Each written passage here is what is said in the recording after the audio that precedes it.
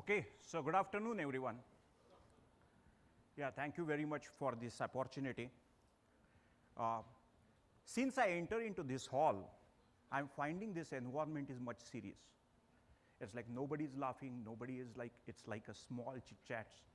So I think that, and I believe that, it should be a completely friendly environment when we get in such a seminars. I know that I am not invited here today because I know more than you. The only thing I'm invited here is because I'm the first one to which the organizers approached. The second thing is, like, I was thinking about myself that why I would have been approached first of all. And then I learned that probably the reason only is the organizers want to give a confidence to the audience that you know better than the speakers. So I am the guinea pig for this concept. Before starting, for my safety, I just want to tell you one story. There was a singer who was invited to sing on a stage. He started singing. After some time, he heard a voice from a back. Once more. He got happy. First concert, once more, what a beauty. He sang that again. It repeated 3-4 times. Then he was really, it's peak of his happiness, and said that, boss, let me complete a song and you will get more pleasure. The person from a back said, I request you to sing the stanza in the right manner first stage so that we can go to the next song. So if you have a feeling that if you want to give me once more, please remember this. The second one is he started further, and a person sitting in the front took out his revolver and started revolving around his finger. He really got frightened and said, boss, I will stop, but don't fire that. He said that I know you are singing honestly, so I will not fire at you. If I want to fire, I have taken this revolver out to find out who is that person who invited you even after knowing that you cannot sing well. So if it is, she is there. So if anybody has any thoughts, she is the target. So the biggest happy news for me is, like, I'm not going to use any presentation today. Even after being a multinational, I'm tired of so many presentations that even if I cancel some meeting, I prepare one slide saying that today's meeting is canceled. So I'm habitual to that extent. So being not into that environment, I decided to go today without a presentation. I also know that whether really I need to speak something which is theoretical about this topic. And I thought that why I should do that. The reason is, all the information which I will spend hours together and summarize together will be available somewhere at the fingertips, right? Anybody can look into that. And then I thought that why not share the experience of self, that the way we tried the disruptive technology at Emerson, especially in my division, and share with all of you. And when I decided to share the information, that experiments what I did, the next question is, if it is not a theory, it will not be available on net. And if it is not a proven theory so far, why you want to prepare a slide? So I'm just going to talk more about it. Before going into that, after a gap of around 15, 20 years probably, I have written down 2 pages in one stroke. Can you imagine? We are so habitual of the computer that I remember one funny incident that I was sitting in one of a meeting and I was writing something, and I stopped for a second. And then I thought that why I stopped. So frankly, I was waiting for a red line to appear under that spelling saying that your spelling is not correct. Right? So we are so habitual. So before we get into the topic, I just want to give you some background about it. We know that we all have 4 revolutions, right? First one is the industrial revolution, we all know about it. Second one is technology revolution. The third one, which we are going through, is the digital revolution. And the fourth one, which is likely to come, is a fusing revolution. And that is something which bothers all of us and should bother all of us. What is that fusing revolution is? It's about a physical one, it's about a digital one, it's about a biological one, and a mix of all this will drive tomorrow's industry.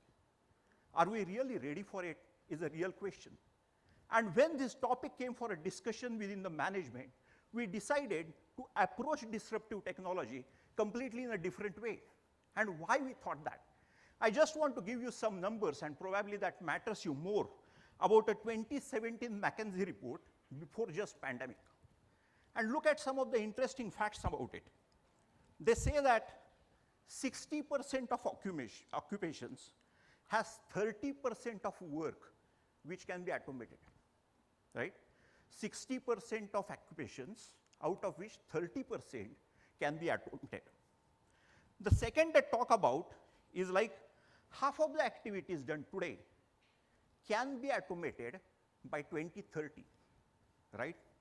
The third aspect they brought in is like 1/3 of activities by 2030 will be automated, and that will have an impact on the world. And as a result of that, 75 million to 375 million jobs will be obsolete in the world. That's a fear which is approaching us. And when we talk about these numbers, are we really ready to face this challenge? When we talk about obsolescence of the job, will there be other jobs created? Definitely, yes. Because we are talking about 5.0, right? So there is a change which is happening in the world asking us to prepare to handle this 5.0. There is a change in the world which is asking us to think about the educational level and the education patterns what we have. There is a change which is demanding from us that how we separately want to operate into the industries. When we talk about disruptive technologies, can I have a water? When we talk about the disruptive technologies, we all know that disruptive technology is something which challenges the status quo in every aspect. Oh, sorry, I have not seen it. I will take it.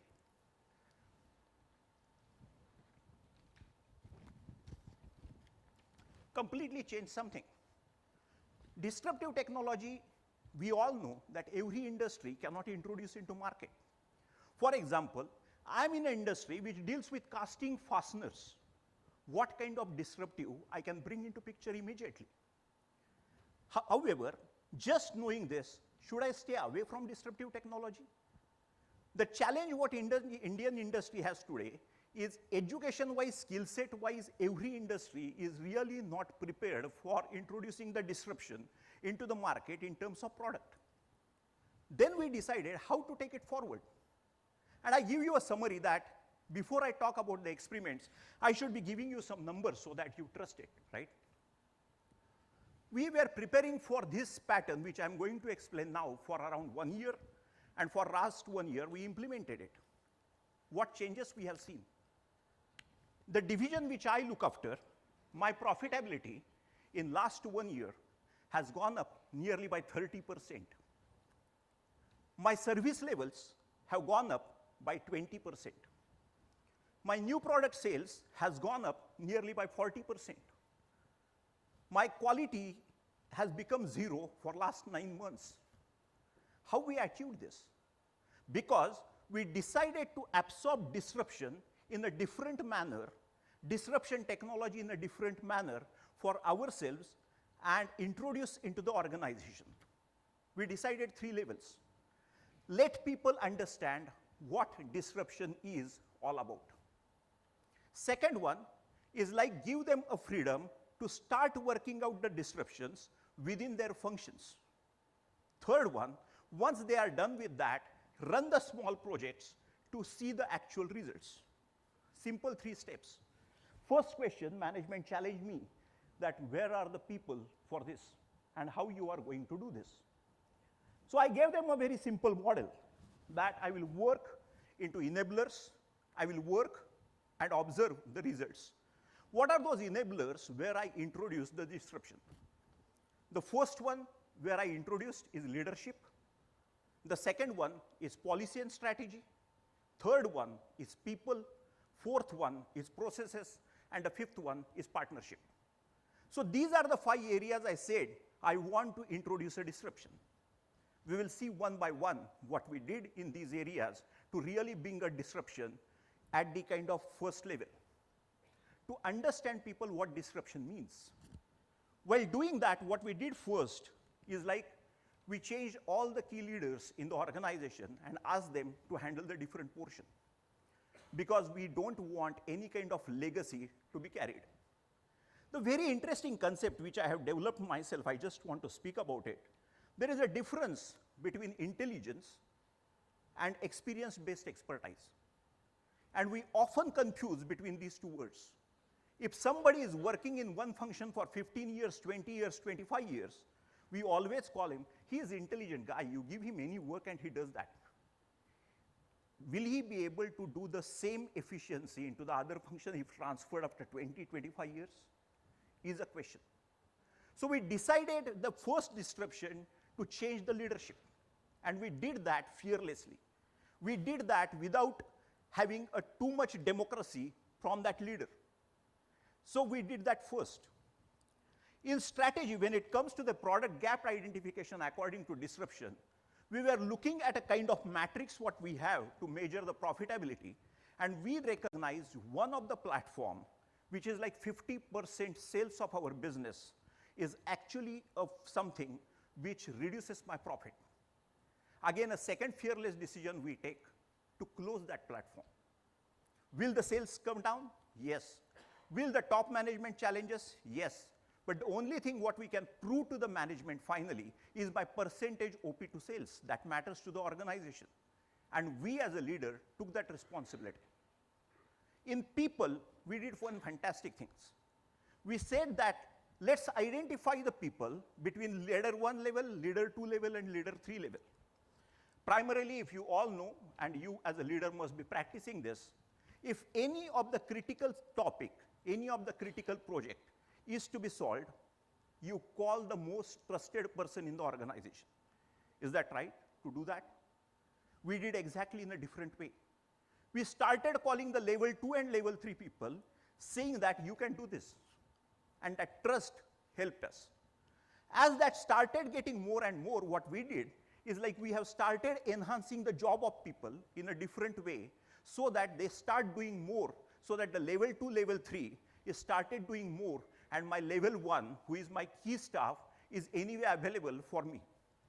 Then what I did next, I have started taking out the groups which are extra in the organization on one side and asked them, now you have a responsibility to suggest us about the process improvement, about the partnership improvements, about the people improvement, about the strategies to be implemented, and what changes you want to see into leadership. Come up with your proposals. So that team only has that job, and that was my L1.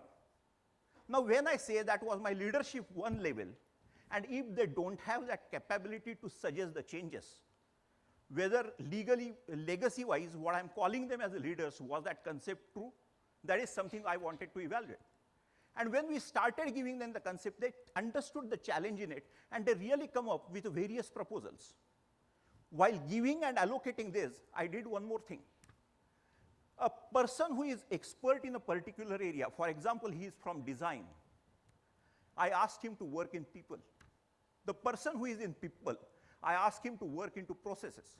And we followed 3 steps to finalize the concepts. Stage 1, so 5 minutes left? Whoa, okay. So stage 1 is definitely about identify the project and just make sure that it is tangible. Second thing, we did the financial analysis of that and said that whether if we implement it, whether still will be in budget or not. And third thing, once that is past stage 1 and stage 2, I asked those people to occupy and go to the expert people to finally say how they can fit the qualified project. So the experts started coming at the last stage to make it happen instead of say how it cannot be happen, right? So looking at that, I think I just want to stop. Only thing I want to say finally is like 3 things. One, we as an Indian industry are not prepared to talk about the disruptive technology, especially if you are in the mechanical industry, and implement it in a shorter period of time. Think about that disruptive technology not from a product perspective, but from your functions and process perspective, which gives you better results. On that background, I just want to tell you the final note, which I recently read on the newspaper. I tried very honestly to speak whatever I know and whatever I did. But there was an interesting comment by that English cricketer who said that our team is really very good, cricket team is really good on paper. Unfortunately, in this World Cup, the matches happened on grass. So I, so I tried honestly, if you feel that I'm good on paper, but not on field, it's not my problem because I really tried honestly. Thanks for a patient listening.